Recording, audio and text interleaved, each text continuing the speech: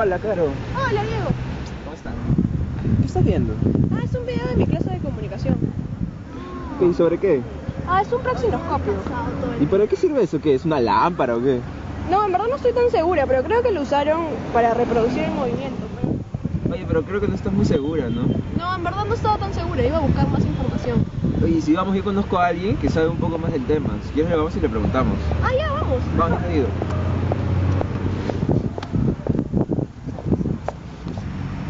Oye, ¿tú sabes qué es un praxinoscopio? Es un juguete óptico usado hace tiempo para la búsqueda del movimiento. ¿Qué? ¿Búsqueda del movimiento? ¿Qué es eso? ¿Por qué mejor no miren esto?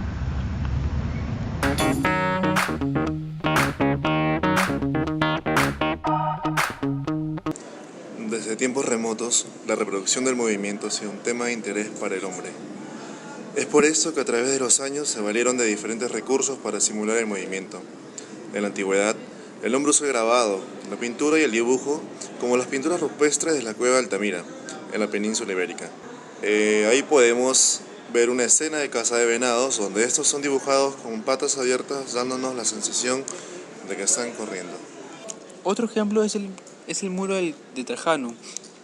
Ahí se puede observar las diferentes batallas que hubo en esa época, los guerreros. Por otra parte, Ptolomeo en el siglo II fue uno de los primeros personajes que nos dio una idea de lo que es la persistencia retiniana.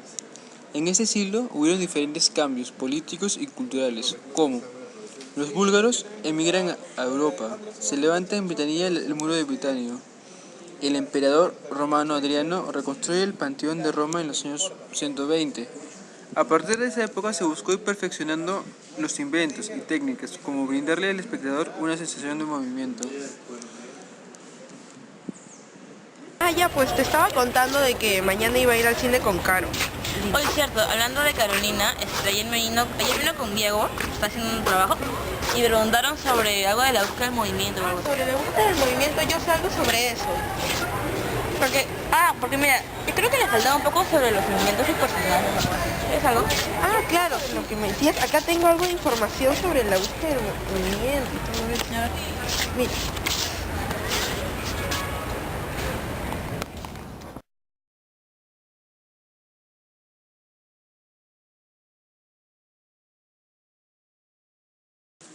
Aristóteles describió el funcionamiento de la cámara oscura, uno de los primeros juguetes ópticos, el cual es capaz de dibujar con la luz sobre un papel no solo los diferentes valores del claroscuro del cuerpo iluminado, sino también los diferentes matices de color.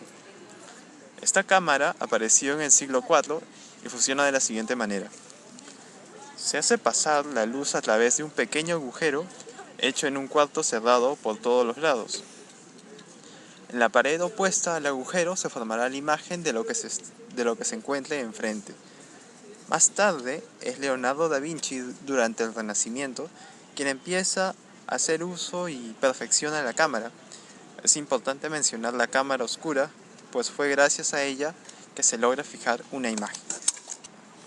Luego de lograrse la captura de la imagen, se inicia la búsqueda por reproducir el movimiento. Y en este punto cabe mencionar a Ptolomeo, ya que gracias a él se pudo descubrir el concepto de persistencia retiniana. Ptolomeo fue un astrónomo, geógrafo y matemático griego-egipcio. Vivió mucho tiempo en Alejandría, donde floreció entre los años 127 y 145. Fue el más grande divulgador astronómico de la antigüedad. Se dedicó a la observación del firmamento en Alejandría. Hace ya mucho tiempo, en el siglo II, Ptolomeo quiso descubrir por qué, si miramos detenidamente el sol o una imagen luminosa, al cerrar los ojos la seguimos viendo. Este experimento, que repitió muchas veces y que lo llevó finalmente casi a la ceguera, le permitió descubrir el fenómeno de la persistencia retiniana, el que consiste en que el ojo humano tiene la especial característica de guardar en la retina una imagen si ésta se mantiene en ella durante un lapso de tiempo. De ahí que una imagen retenida más otra y otras sobreexpuestas sucesivamente se confundirán y se moverán en nuestra retina si tienen una sutil diferencia de forma. Athanasius Kircher, en el siglo XVII, inicia la búsqueda de la reproducción del movimiento. Con su invento conocido como la linterna mágica. Este aparato consiste en una cámara oscura que poseía un grupo de lentes y soporte corredizo en el que se colocaban transparencias pintadas sobre la placa de vidrio.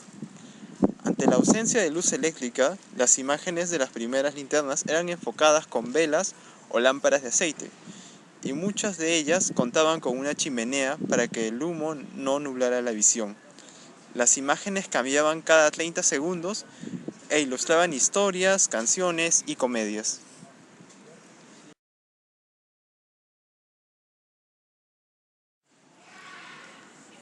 Por otro lado, apareció también el taumátropo, inventado por John Ayrton Paris. La fecha exacta del nacimiento de Paris es incierta, ya que algunas fuentes lo ubican como nació en Cambridge y otras como nació en Edimburgo. John Ayrton Paris inventó el taumátropo en Inglaterra en 1824 para demostrar la persistencia de la visión. El aparato consiste en dos imágenes colocadas sobre una placa circular oscura, cada una a un lado.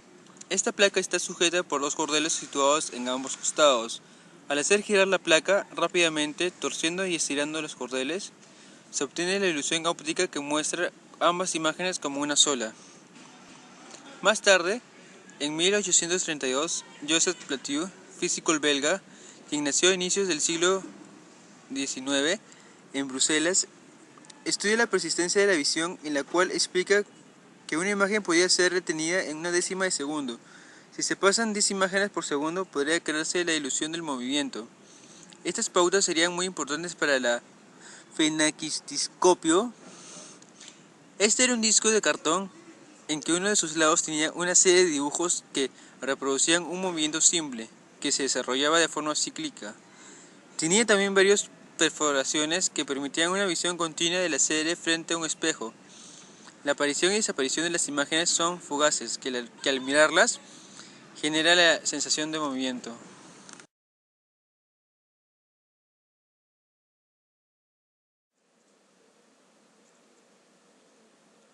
Con el paso del tiempo, los juguetes ópticos siguen apareciendo. William George Horner, quien fue un matemático inglés educado en Kingswood, Bristol, inventa el zoótropo. Este juguete óptico fue patentado por Horner en 1834 y más tarde comercializado en países como Francia, Inglaterra y Estados Unidos. El zoótropo consistía en una suerte de tambor con rendijas en cuyo interior se colocaban tiras de papel con imágenes. Al empezar a girar rápidamente, se podía observar a través de las rendijas cómo las imágenes fijas comenzaban a moverse.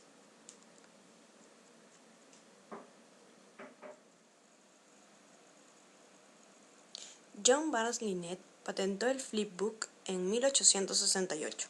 El flipbook es una colección de imágenes combinadas que al pasar una tras otra crean la sensación de movimiento y crea una secuencia animada.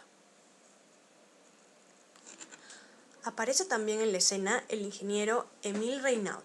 Desde 1832 se venían creando toda una serie de juguetes ópticos destinados a ofrecer la ilusión de movimiento mediante secuencias de imágenes que pasaban ante tipos distintos de obturador. Reynaud se aplicó a conseguir un medio que evitara la obstrucción del 90% de la luz que produce la obturación. Crea el praxinoscopio, el cual es un zoótropo perfeccionado, ya que eliminó la separación y distorsión de las imágenes. El espectador mira por encima del tambor, dentro del cual hay una rueda interior con unos espejos formando ángulo, que reflejan unas imágenes dibujadas sobre tiras de papel situadas alrededor.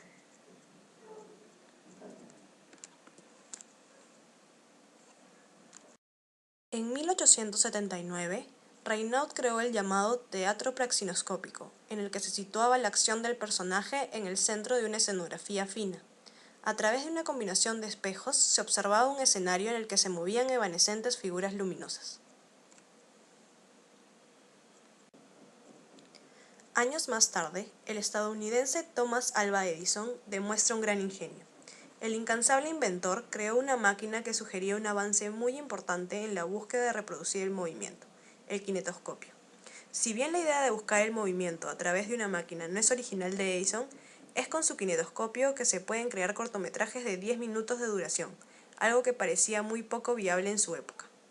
A partir de aquí, aparecerán una serie de nuevos personajes que irán mejorando los inventos y técnicas hasta obtener la tecnología con la que contamos hoy.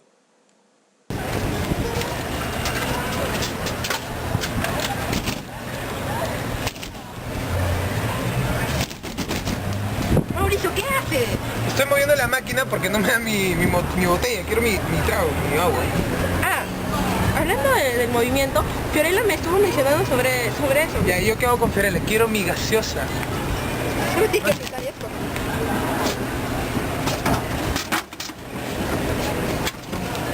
Vaya, mira, solo por eso te voy a dar una información muy chévere acerca del movimiento, ¿eh? Acerca del movimiento. En este tipo, qué atractivo es. Las transformaciones que se dieron a partir de la búsqueda de la reproducción del movimiento fueron diversas, siendo la más importante, sin lugar a dudas, la aparición del cine por medio de una secuencia de imágenes que se mueven rápidamente generando la sensación de continuidad. Esto es un efecto generado por una ilusión óptica de movimiento debido al fenómeno de la persistencia de la visión. Por ejemplo, el gran aporte de la animación del cine se basa en una ilusión en la que el cerebro percibe una serie de imágenes poco variadas en una sucesión rápida, lo cual produce una imagen de movimiento. Esto es, en un principio, con el pasar de los años y la tecnología, se fueron creando nuevas técnicas de animación. Durante el siglo XX, la mayoría de las películas animadas utilizó el proceso tradicional de animación. Es decir, una persona dibujaba en papel una secuencia de movimiento, cada dibujo ligeramente distinto al anterior. Luego estos eran fotografiados y finalmente se creaban fotogramas. Esta tecnología quedó obsoleta en el siglo XXI al implementarse diversos software para simular el movimiento de cámara y efectos. Sin embargo, se mantuvo el look tradicional de los dibujos a mano, como por ejemplo en Les Triplets de Levy, lanzada el 2003. Más adelante se da paso a la animación tradicional, algo más realista, siguiendo parte del progreso de fotogramas. La animación stop motion se utiliza para describir la animación creada por la manipulación física del mundo real de los objetos, fotografiándolos en un cuadro de la película por vez para crear la ilusión de movimiento. La manipulación de marionetas que interactúan entre sí en un ambiente construido puede crear este efecto. La película The Nightmare Before Christmas, en 1993, es un claro ejemplo de esta técnica. En conclusión, la búsqueda de la reproducción del movimiento ha ido evolucionando en cuanto a técnica y calidad durante siglos, siendo las representaciones más antiguas las pinturas y grabados hallados en la cueva de Altamira o las figuras talladas en mármol a manera de crónica en la columna de Trajano, hasta pasar la actualidad con las técnicas de animaciones computarizadas de Disney o Warner, entre otros. Ciertamente, esta búsqueda parte del interés del hombre por graficar y conservar el movimiento. En este sentido, se puede hablar de un interés por la permanencia. El aporte de las primeras reproducciones es significativo, pues permitió dar el siguiente paso, en conjunto con las nuevas tecnologías electrónicas, en la invención del cine, las tiras cómicas, los dibujos animados, entre otros.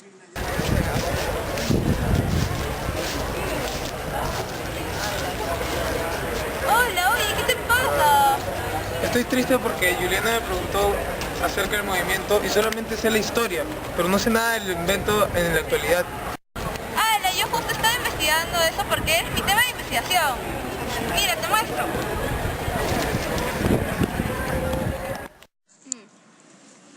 En la actualidad, muchos de los procesos tradicionales han quedado obsoletos. Ahora la animación tiene 4 formas principales de creación: animación 2D, animación 3D, captura de movimiento y stop motion. La animación digital 2D es la que presenta elementos que se mueven en un sistema de coordenadas de 2 dimensiones, es decir, sobre un plano. En esta categoría entran las caricaturas. Antes, las principales técnicas de animación eran por fotogramas claves, proceso Irving, por capas, cel animation y por recortes. Un ejemplo de este tipo son los populares Simpson. Ahora, con toda la tecnología desarrollada, el objetivo es liberar al dibujante de las actividades más tediosas, por lo que utilizan editores gráficos que les permite escanear, hacer bocetos, retocar los dibujos, colorearlos, guardar los personajes y modificarlos. En la actualidad se usan procesos como fotograma por fotograma. En este proceso se dibujan una serie de imágenes y cada una se guarda en un buffer. Luego de eso se pasan a un programa donde se crea una secuencia adecuada para crear una animación. El segundo tipo es por sprites. Consiste en mostrar de modo sucesivo todos los sprites y con ello se consigue la sensación de movimiento. Esta animación es extremadamente rápida y fue muy utilizada en los primeros juegos de ordenador. El tercero es de gráficos y vectoriales. Aquí, en lugar de utilizar gráficos de tipo mapa bits, como los sprites, se utilizan gráficos vectoriales, que son descripciones matemáticas de líneas, superficies, etc. Es menos realista, pero la ventaja es que ocupa mucho menos espacio, por lo que es muy utilizada en el Internet. Flash de Macromedia es un ejemplo de programa que utiliza este tipo de animación. Así se producen muchos de los emoticones que son utilizados en los chats. El cuarto es por trayectoria, también llamada Path Based Animation, en la cual se hace un control de movimiento, Motion Control. En los programas especializados se permite un control muy fino sobre aspectos del camino, como aceleración o trayectorias complejas, definiendo los puntos iniciales y finales del movimiento. La animación 3D es mucho más compleja que la 2D. Esta rompe a menudo con las leyes de la naturaleza, por lo que se necesita de una gran potencia de cálculo para ser elaborada con calidad y un elevado tiempo de diseño para producir efectos realistas de movimiento. Esta animación se basa en leyes físicas, por lo que utiliza la cinética y la dinámica. Cinemática. Se usa en la animación cinemática directa o direct kinematics, en la posibilidad de mover algunas de las piezas de un personaje en montaje 3D, actuando sobre un punto y produciendo un movimiento sobre su eje o centro de rotación. La cinemática inversa. Este tipo de movimiento es mucho más interesante, pero a la vez más complejo, porque al mover elementos sencillos del personaje, el programa interpola el resto de articulaciones o puntos de giro que pueden ser configurados por el animador para conseguir que se muevan acorde a eso. Por ejemplo, el movimiento en sí de agarrar con la mano es todo un proceso que involucra mover muchos elementos implicados y además en hacerlo girar en un sentido correcto. Dinámica. Estudia el movimiento teniendo en cuenta las fuerzas que lo producen y con ello se puede obtener gran realismo. Hay que tener en cuenta que en los cuerpos rígidos articulados la dinámica es más sencilla que en los cuerpos deformables. Se distinguen en dinámica directa. A partir de las masas y fuerzas aplicadas se calculan las aceleraciones, y dinámica inversa. A partir de las masas y aceleraciones se calculan las fuerzas que hay que aplicar. Rotoscopía, que se relaciona con la captura de movimiento o stop motion. Captura de movimiento es una forma de animación que transforma los movimientos de un actor actual en una plataforma digital, donde un animador puede manipular y convertir los movimientos en un personaje animado. Esta técnica es una de las innovaciones más recientes en el campo de animación y se está desarrollando rápidamente. Esta nueva faceta de animación da a los personajes movimientos y características más humanas. Algunas producciones que han utilizado este proceso son Avatar, Tron: El Legado y Happy Feet. Para capturar los movimientos, el actor que va a ser animado lleva una serie de imanes en su cuerpo y estos interactúan con un sistema informático para capturar las posiciones y orientaciones de cada movimiento. La información es procesada en un programa en la que un animador usa los movimientos para crear unos personajes animados con movimientos más humanísticos. Aunque este proceso tiene muchas ventajas, los datos recogidos por el computador tienen defectos y la mano de un artista es necesario para llevar los personajes a vida. En este sentido, el proceso es muy similar a la animación tradicional. Los personajes todavía son creados por un artista. El significado de captura de movimiento ha permitido la creación de animaciones más realistas que nunca. El desarrollo de la animación en computadora ha ahorrado muchas horas de trabajo por parte de los artistas y es más fácil ahora crear personajes complejos y intricados. Stop animación es una forma de animación que se introdujo a mediados de 1920. A pesar de no haber cambiado mucho en los años siguientes, aún continúa siendo utilizado por los animadores por su estilo único, el cual requiere una inmensa cantidad de tiempo y esfuerzo para crear el producto final. Algunas producciones que han utilizado stop animación en los últimos años son El extraño mundo de Jack, la serie de Wallace y Gromit, Coraline y Pollitos en Fuga. Para este proceso, cada movimiento de los objetos y de los personajes en una escena se hace por medio de la mano del animador y por lo general utilizan arcilla, papel o materiales flexibles y similares. Para crear la ilusión de movimiento, los objetos y personajes son fotografiados, movidos, manipulados y fotografiados de nuevo en forma secuencial. 2 o 3 minutos de una escena puede tardar hasta un día completa en crearse.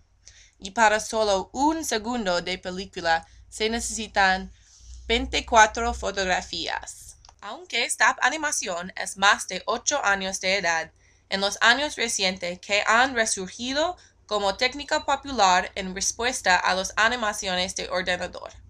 Algunos críticos piensan que esta técnica es vieja, pero esta técnica continúa siendo importante en el campo de la animación porque los personajes y escenas que pueden ser creados en una forma imperfecta y agradable.